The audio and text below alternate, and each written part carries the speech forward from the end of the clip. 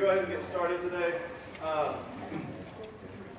Those of you that have been in here a while, you're tired of me saying this, but the link to everything we're going to talk about is at that bit.ly link there on the screen.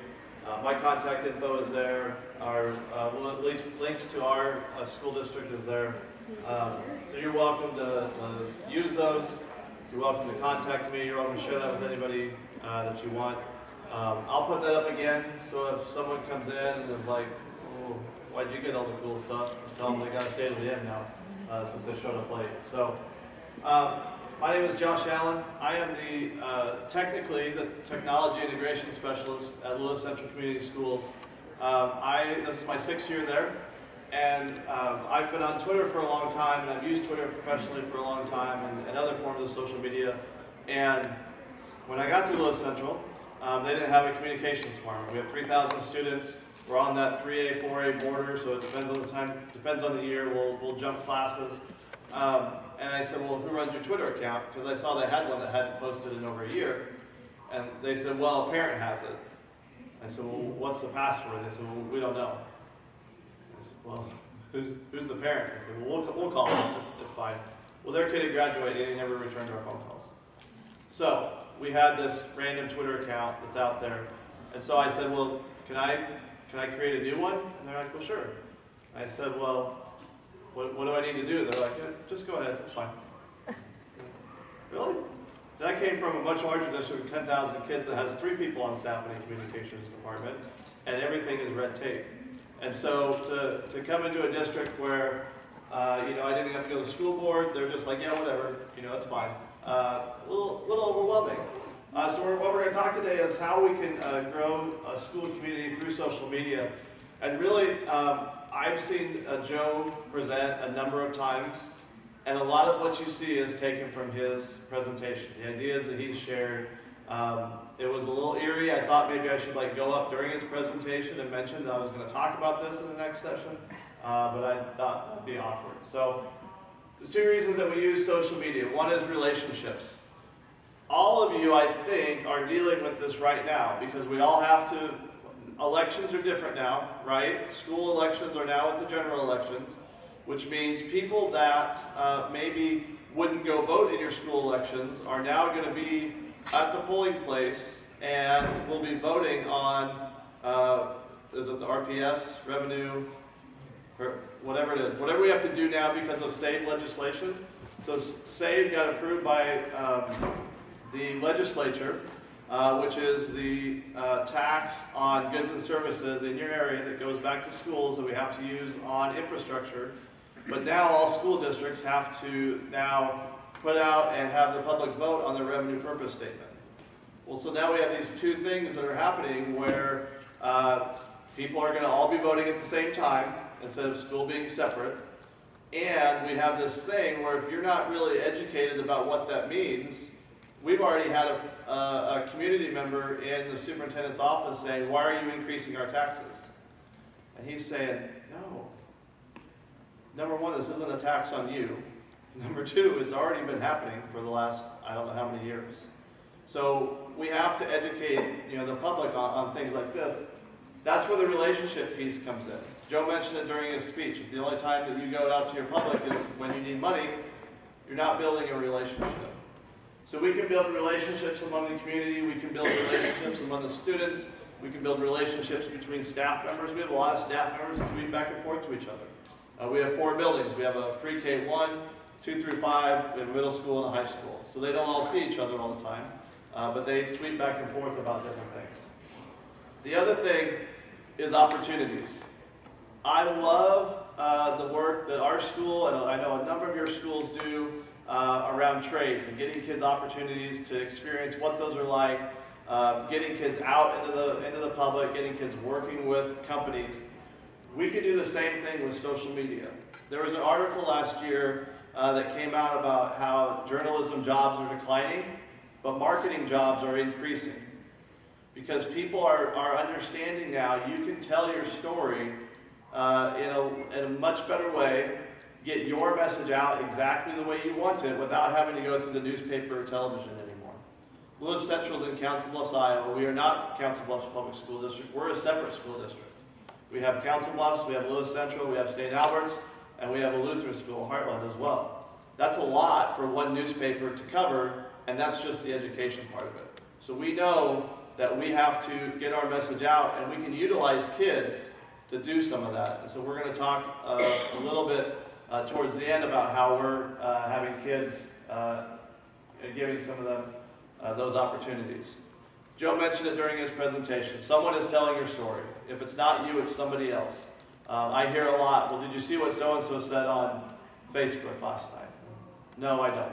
I'm not friends with them. It's not a public post, so I don't go out and search all the time for Lewis Central. But somebody is out there telling your story, and it's not just your kids.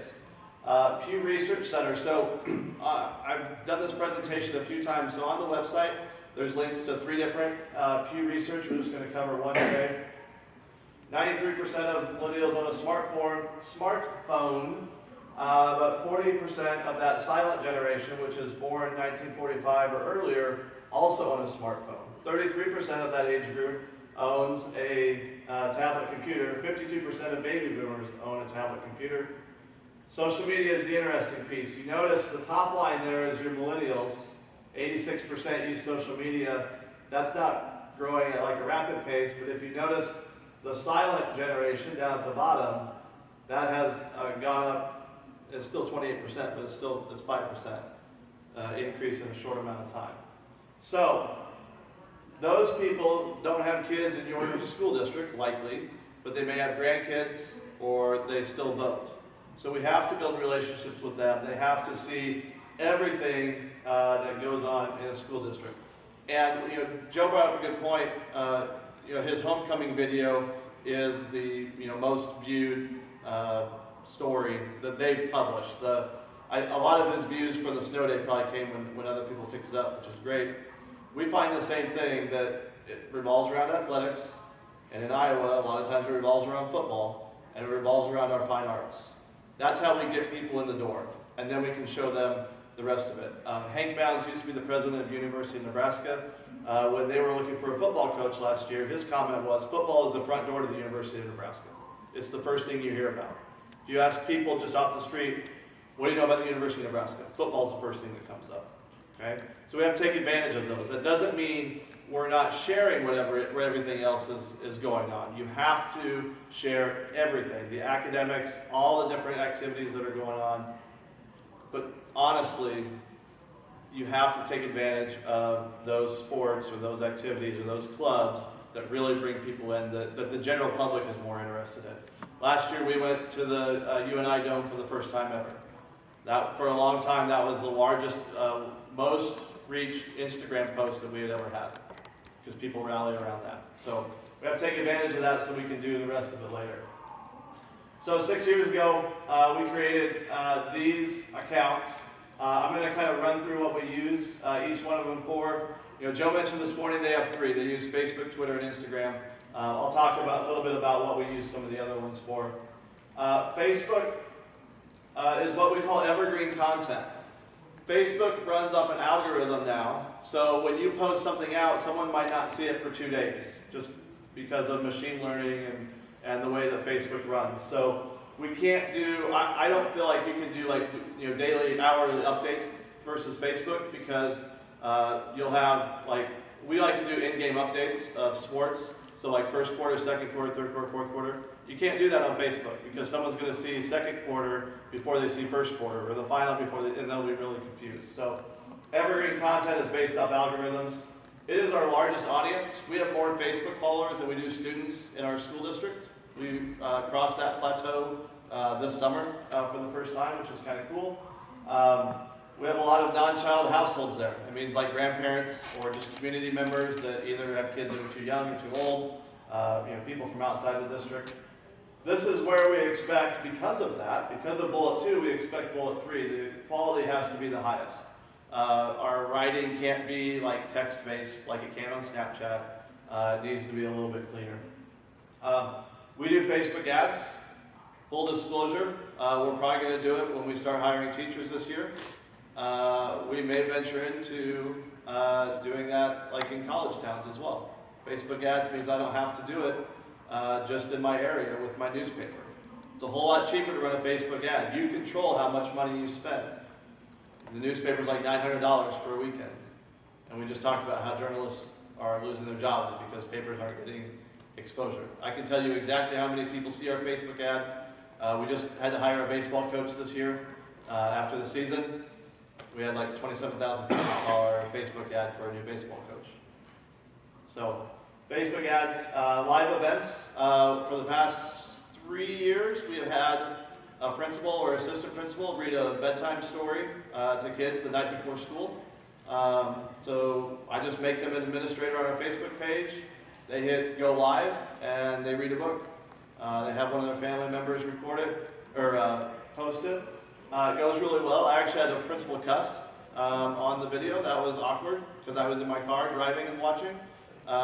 She had read the whole book and her husband had not pushed record or not pressed go live. So she read the whole book and he goes, oh, whoops, I hit the wrong one. And so she cussed. And that was on our Facebook page. So, word of warning. I think one teacher saw it and a few other people. But the other thing you can do is invite people. If someone likes your post or loves or any of those makes a thing on your post, you will get a notification from Facebook that says, Judy Griffin liked your post, invite her to like your page. I use that almost all the time. We actually had a staff member pass away this week. I did not invite people to like our page from that post because I didn't feel like that was appropriate. That wasn't the purpose of the post. But if you were here, you saw the scrolling images. We had a girl who got her 2,000th assist in volleyball this week.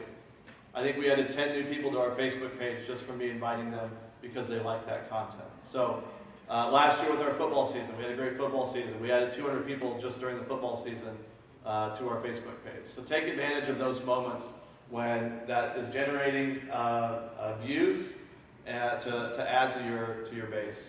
Yeah? Do you allow people to post to your Facebook page, or how do you get the information about, like, the 2,000?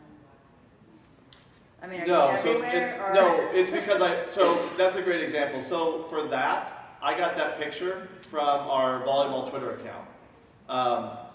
Is that what you're asking, like where I get that content? Where do you get your information about what's going on in the school to post on Facebook, or what's going on at the athletic events? This is a great example. I, full disclosure, don't go to the band events for lots of reasons. But anyway, this is a picture that the band department tweeted, and it had their what they got: second place, best percussion, best music, and best effect. So I just downloaded that picture to my phone, and then I can repost it where I want to. Notice though, I always give credit to where I got it from.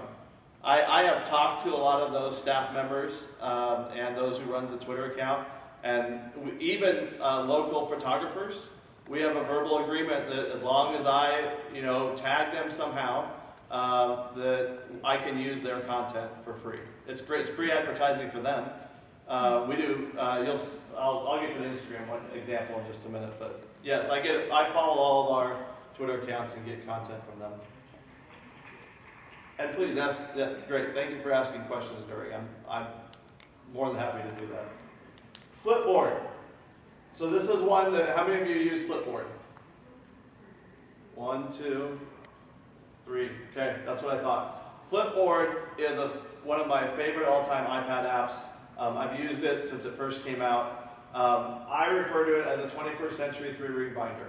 So if you go into one of our closets, you'll find a 3-ring binder that has a picture of, or a newspaper clipping cut out from 1980 when we got two-way radios for the first time. It was a big deal, made the paper.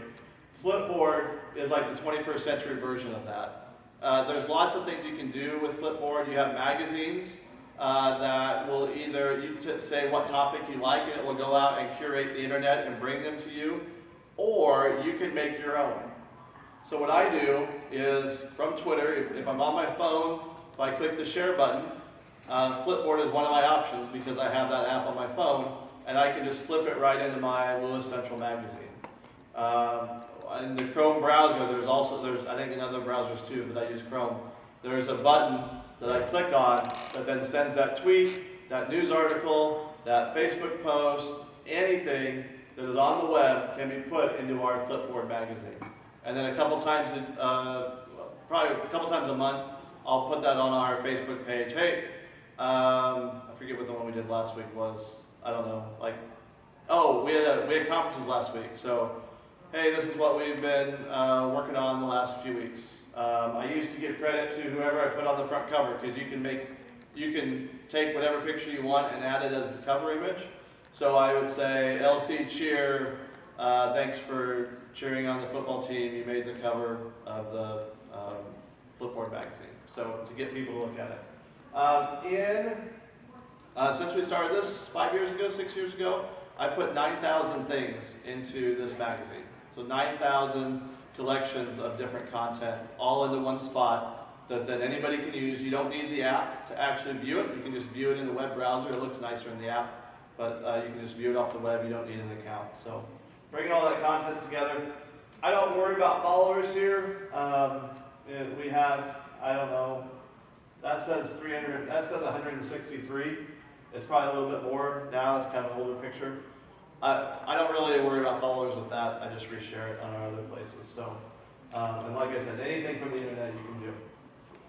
Instagram is Instagram is currently my favorite social media. It is the most popular, most growing, not most popular, most growing. Instagram, the feed, is evergreen content, which again means that will pop up just whenever, not always chronological.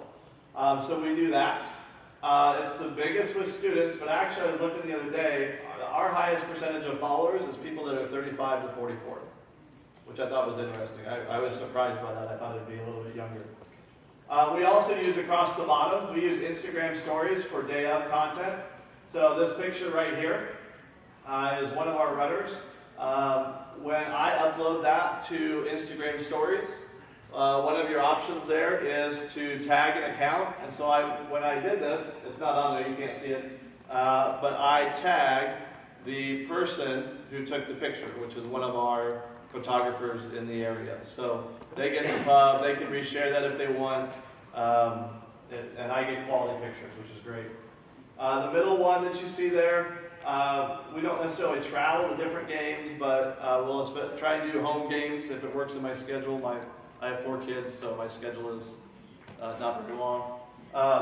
So this is actually just video I took with my phone.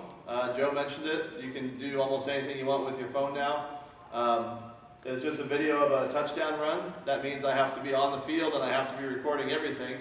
But then we upload that 10-second video to Instagram stories, and it just kind of keeps people up to date with what's going on.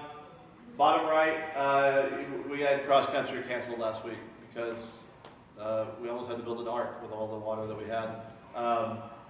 You can actually, this is another thing that I do, is in Instagram stories, you can create content. You don't have to take a picture. You can have this white background. You can put text in. You can put animated GIFs in. Sometimes, if I don't have time to make an update like this, I can just do that in Instagram stories. You can save it to your Instagram feed, and you can also send it to Facebook. So a great example, I think it was last year, our AD called and said, such and such baseball game got rained out, can you fix it? Well, I also coach my own kids, so I was on the field at coach pitch softball practice, but because of Instagram stories, I can create that content right there. I don't need anything else, and I can send it to the different platforms because we have them all connected. So Instagram stories is great. Again, that's like the day of. It's not evergreen like the Instagram feed, so those are 2 separate things. We do actually have our Instagram stories tied to Facebook stories as well. Instagram and Facebook not know each other. They know each other well. Facebook owns Instagram, literally, and so that can just be shoved over there. So we don't create anything new for Facebook stories. It's just a repurposing of Instagram. So that's all really complicated. So if we need to talk later, feel free to hit me up. IGTV, Instagram TV. So in your Instagram feed, you are only allowed a 1-minute video. But if you use Instagram stories, you can put it in Instagram stories, however long. I think it's like a 15-minute or something like that. It's a very long story or very long video, and then you can make an Instagram feed out of that or an Instagram post out of that. So now the nice thing is when Instagram TV came out, it was vertical video. Now they have allowed it to be horizontal video. So in Instagram TV, you now can view a video like normal people do, like this, without having to do anything different, which is great. So Instagram TV is another nice place to utilize. We don't do a ton there. We try and keep everything under a minute. But we have a student who is phenomenal. We'll talk about him in a minute. But he creates recaps of our football games. And they're usually like, he has them under 2 minutes and 20 seconds because of Twitter. So we can put that in Instagram TV. So Instagram is one of my favorite. Snapchat is day of. It's very chronological. It disappears after 24 hours, just like Instagram stories. Honestly, I don't create anything new for Snapchat on a regular basis. I take whatever we put in Instagram stories and put it into Snapchat. If I'm being completely honest, the only reason that Lewis Central has a Snapchat account is I wanted to make sure we got Lewis Central CSD before the kids did. Because I want all of our usernames to be the exact same. So that's how we got it. It's set dormant for a year, and it's slowly started to grow.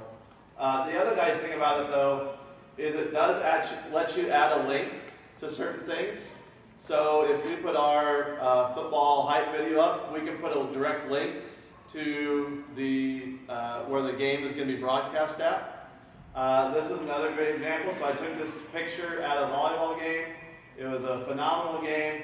Because I can add a URL, I added a URL to the story that was in the newspaper about the game. So that's a nice benefit of Snapchat. Instagram, you have to have like 10,000 users to be able to, 10,000 followers to be able to do that. So Twitter is our of content. We have a lot of conversations, especially with alumni. If you live on the eastern side of the state, western side of the state, and watch Channel 6 News, the weatherman, Rusty Lord, is married to an alumni of ours, so she, not really makes fun of us, but her and a couple other Lewis Central alums all work together at LinkedIn, so we have banter back and forth. I use TweetDeck, and again, I can talk more about that after this session, but there's columns in TweetDeck. So I have a column for Lewis Central. That works really great if kids want to lip off about your district and say Lewis Central. One of the first years we did this, like most schools in Iowa, we went after Memorial Day, and we had a kid that said, I want to know who the hell at Lewis Central made this schedule, because I'm going to beat his ass. Okay? So this is how I handle this. I screenshot it, I send it to the high school administrators and say, just an FYI, this is what is out there. And I don't care what they do about it. If they want to handle it, great. If they're too busy, they got better things going on, that's fine too. Because really, in the grand scheme of things, not a big deal. Well, they had time. So they called this kid down, and our assistant principal's a bigger guy, and he says, kid comes down, has no clue what's going on. I didn't do anything with the tweet except for screenshot it. He walks in, the principal says, shut the door. The kid goes, okay, shuts the door. He goes, all right, let me have it. And the kid goes, what are you talking about? Well, I'm the asshole at Lewis Central that made the schedule. Let me have it. The kid busted out crying. He had to call his dad. That doesn't work with every kid, but we know who it works with, and the principals can handle that better. So TweetDeck for our name. That's also great for newspaper or other school districts that don't use our Twitter account. It's just a great way to keep up. We also have a Twitter list. I have a private Twitter list for our staff. So any staff member that I know has a Twitter account, I put that in there so I can follow it. But they don't always tweet about school stuff, so I don't really make that public. But I'll retweet them at certain times if it's school related. We also have a public one for all of our activities, so people can go follow that if they want to. There is a live broadcast option in Twitter. Instagram has one also. We don't use that a ton, but just an FYI. Those of you that have bought into Varsity Bound and are using that for athletics, we just started this. You can live tweet or when you update the score in Varsity Bound on the website, if you connect a Twitter account, then it will push that content out. They make that graphic for you. You don't have to do anything. The only downside that I've seen that I got a little bit annoyed with is they will, especially game days, they will push out a tweet from your account that says go download our app and a few other things. Now that's not that big of a deal, except when they mess it up. So the last 2 weeks they've actually published twice in a row, like within a minute of each other, almost the exact same thing. Well, they can't delete it, they can only publish. So just be aware that that can happen. But we don't have to do anything with the graphics, you just put in the score. That's available for other sports too. We've done that with, I don't think we've done it with volleyball now that I think about it, but it is an option. So, YouTube, we really just use it as a place to store content. Video is king and everything. You know, we do the Parade of Excellence that Joe was talking about, and so we put that on YouTube just as another place to store it. It's always better, if possible, to upload directly to the platform. So if you're going to put something on Facebook, upload that video directly to Facebook so that it auto plays. The other thing I would say, I don't think I have it on there, but YouTube and Facebook also will do closed captioning. That's huge because how many of you listen to videos with the sound on? I don't always do it. I mostly listen to them without the sound on. So if you have the text scrolling across the bottom, it also makes it more ADA compliant, which is great. It's pretty simple to do. Facebook and YouTube will auto-generate them, and you can go in and then update if it doesn't sound right, so, or if it doesn't speak right. So we have done YouTube Live for some events. However, YouTube is changing some of the way they do live broadcasting. I'm not sure if we can do it the same way that we did before. Can you go back one, Josh? Yep. My question is about... This one or this one? Yeah. Okay. Third bullet. Did you talk about, did I miss that?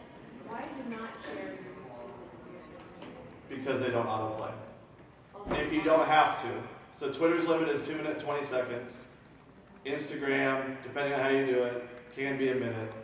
But if at all possible, directly upload it to social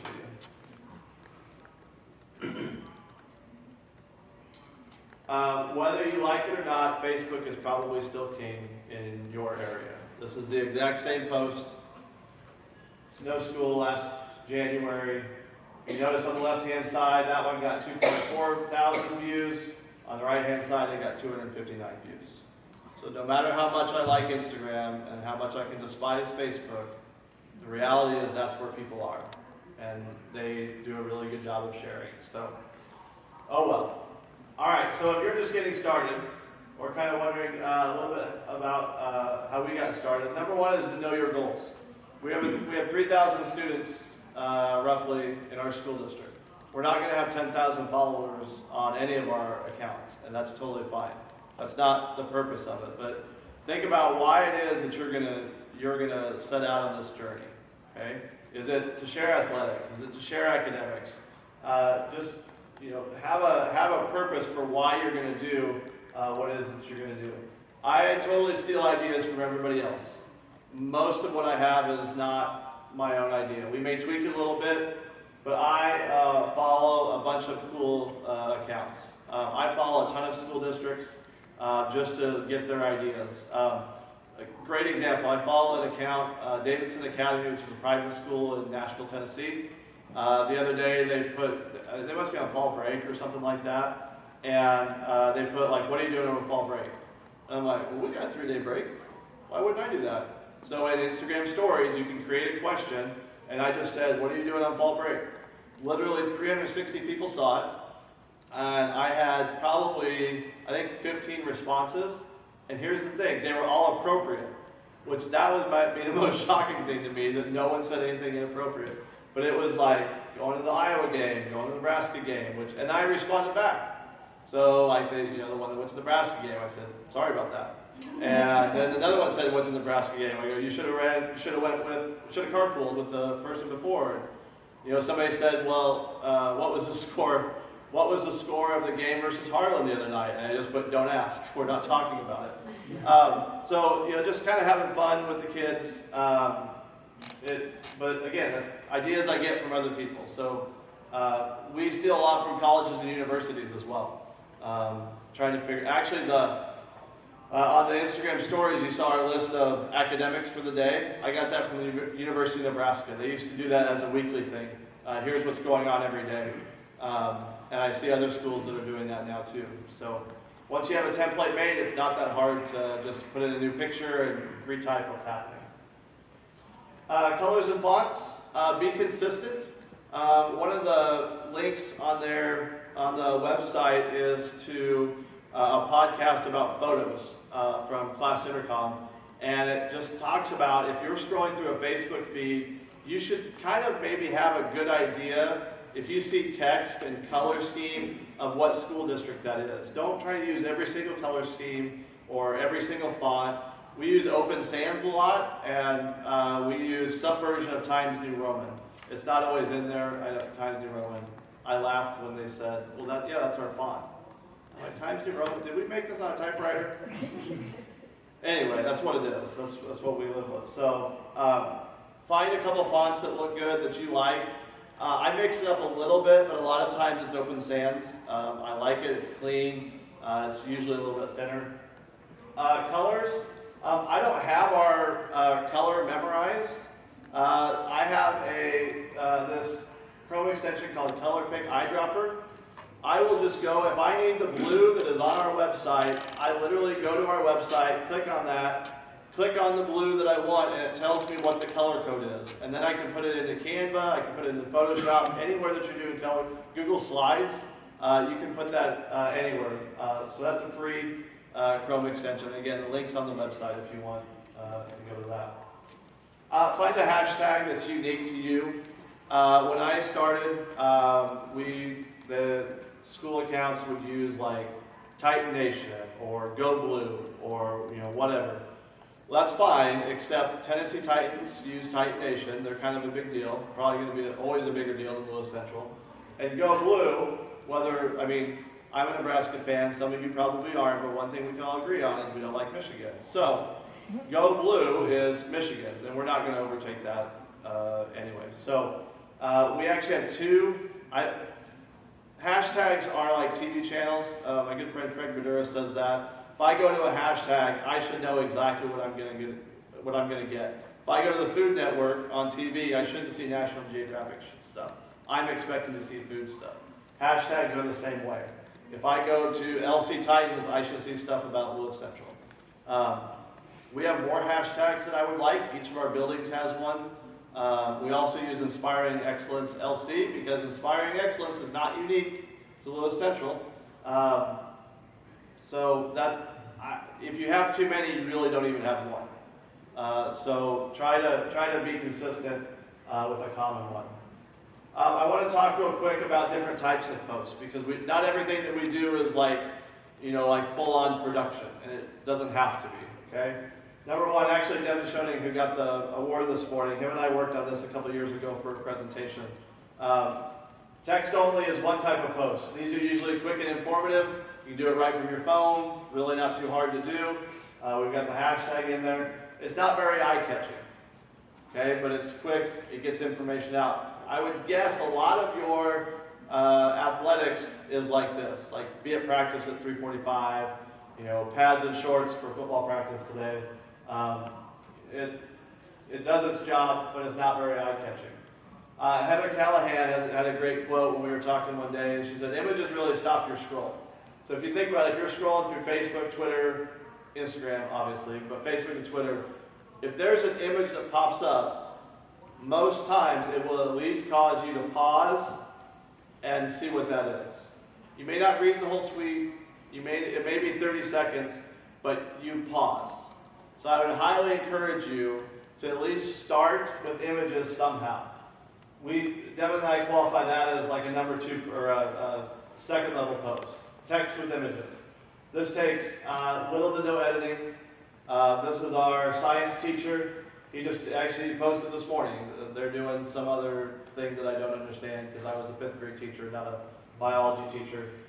He just takes a quick picture, testing skin sensitivity and anatomy. That's it.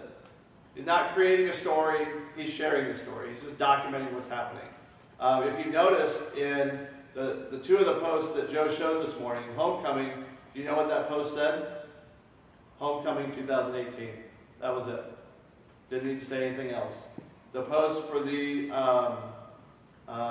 graduate walk, senior walk, all it said was this is Fall Creek. Just sharing the information. You don't have to be creative about it.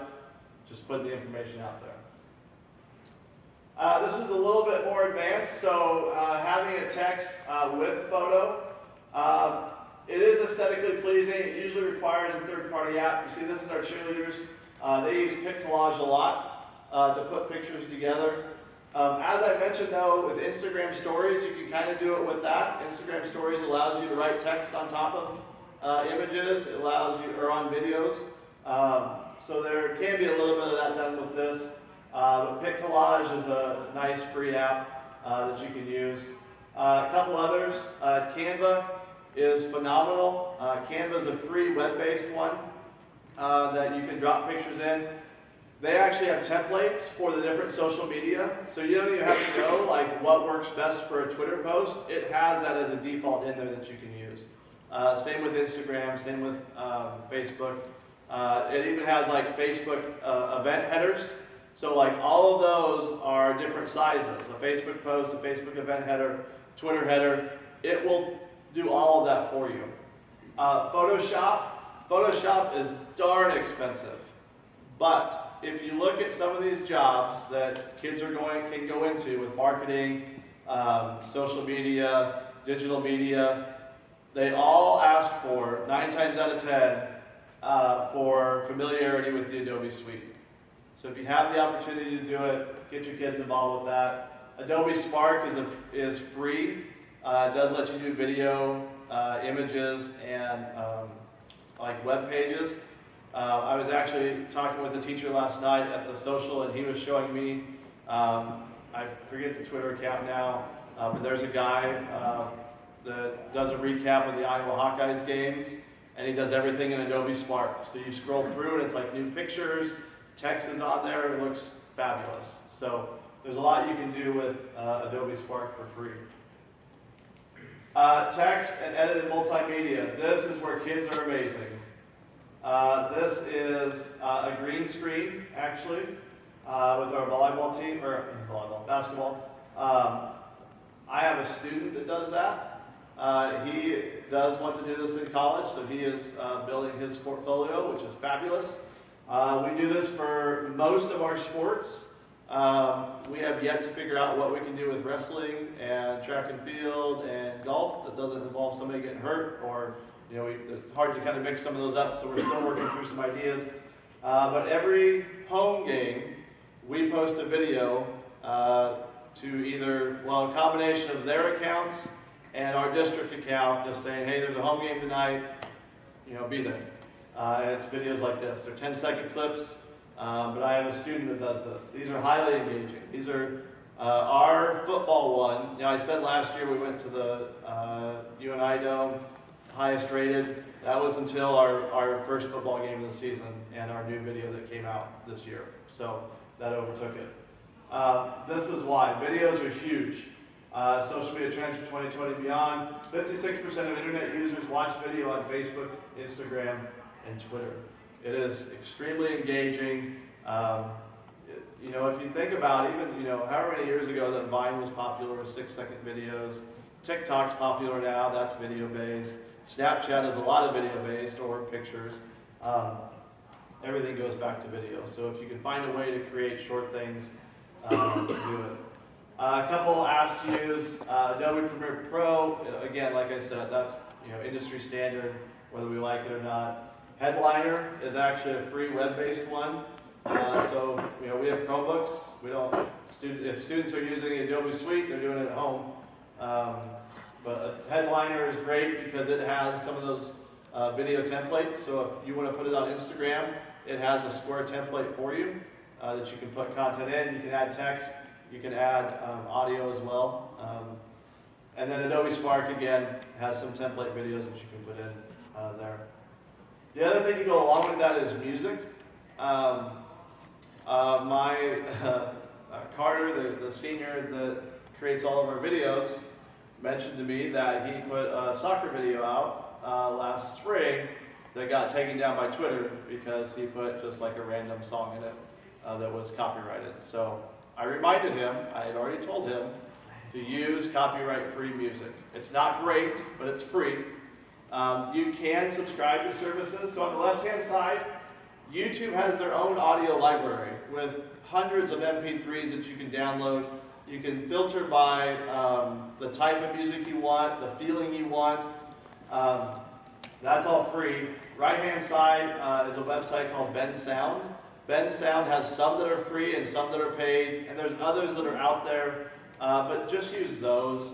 They're engaging.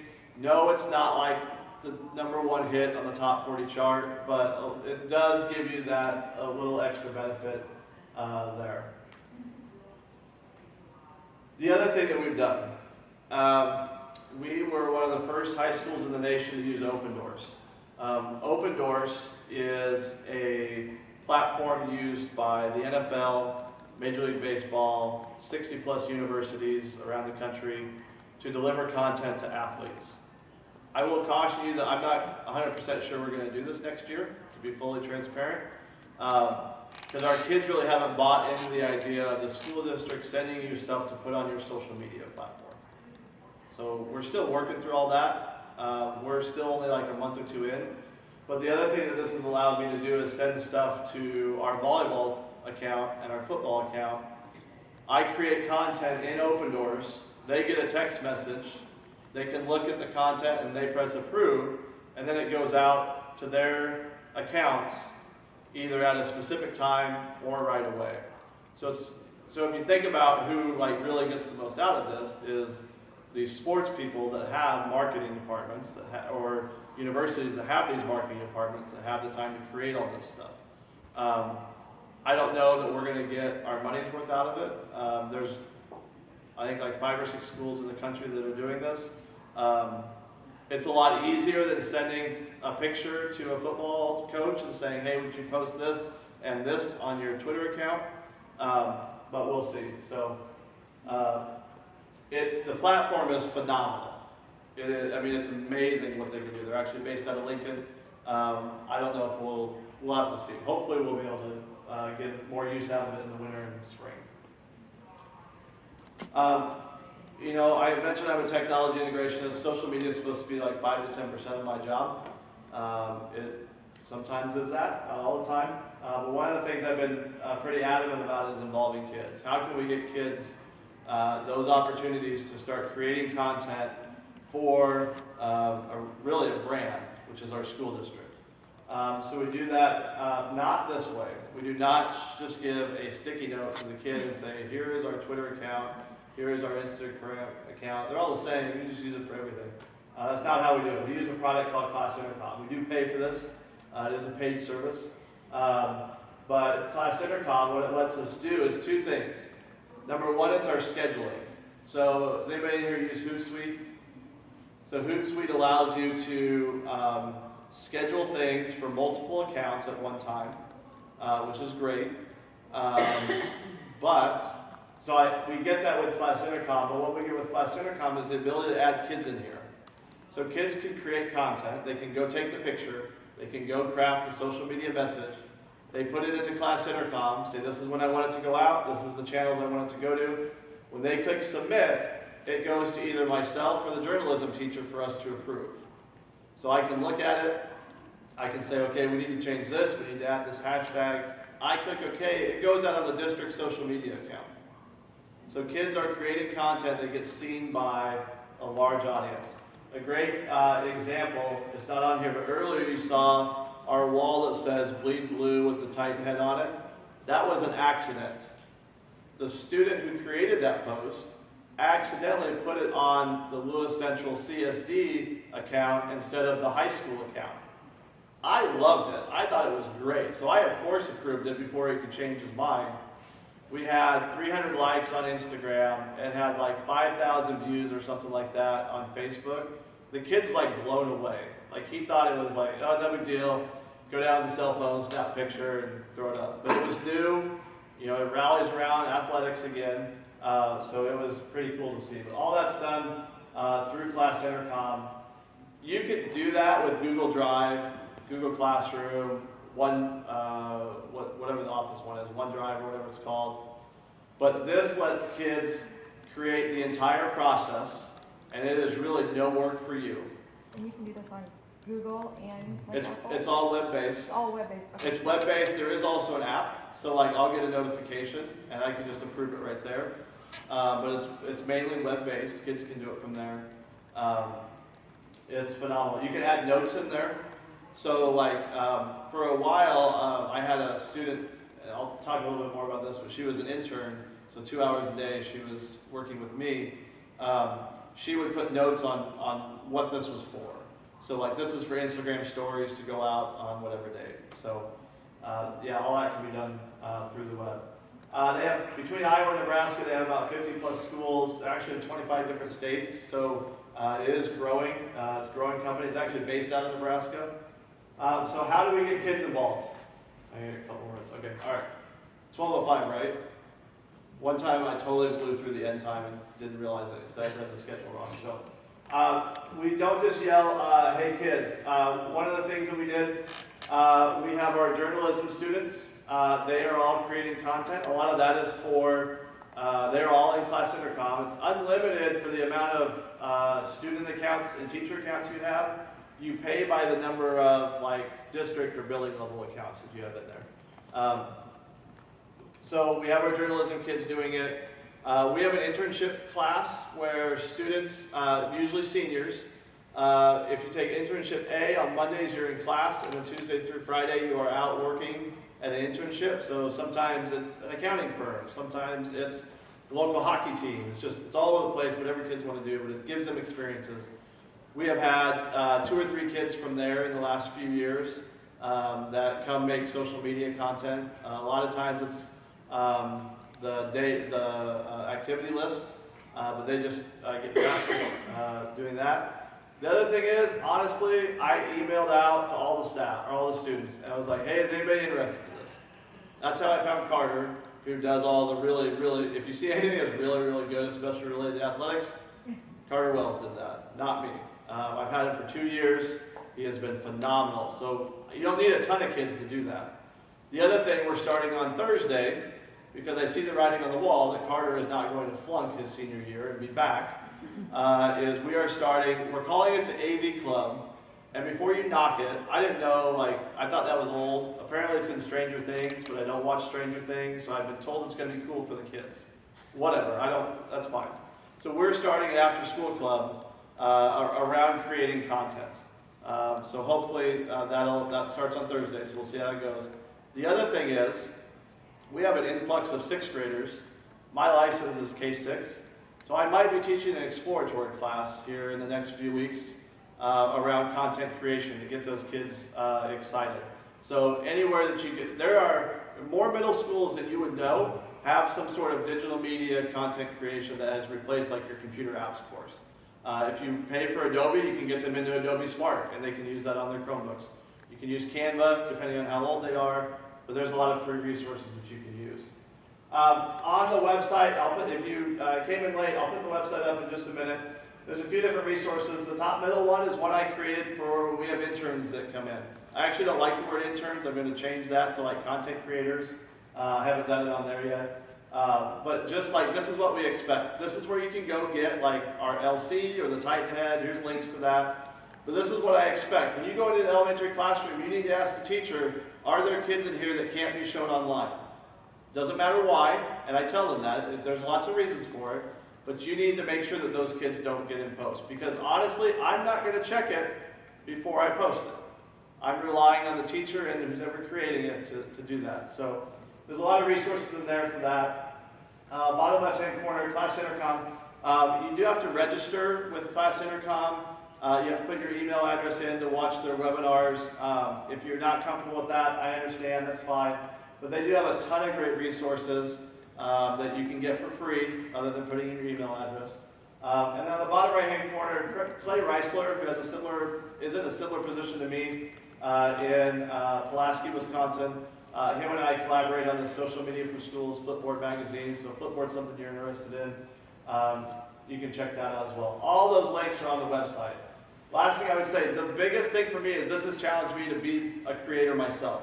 I was a 5th grade teacher before I went into technology integration. This was our first post. We had 9 likes on it, and it was showing the learning that's happening. I'm really big about that. Kids' faces are great.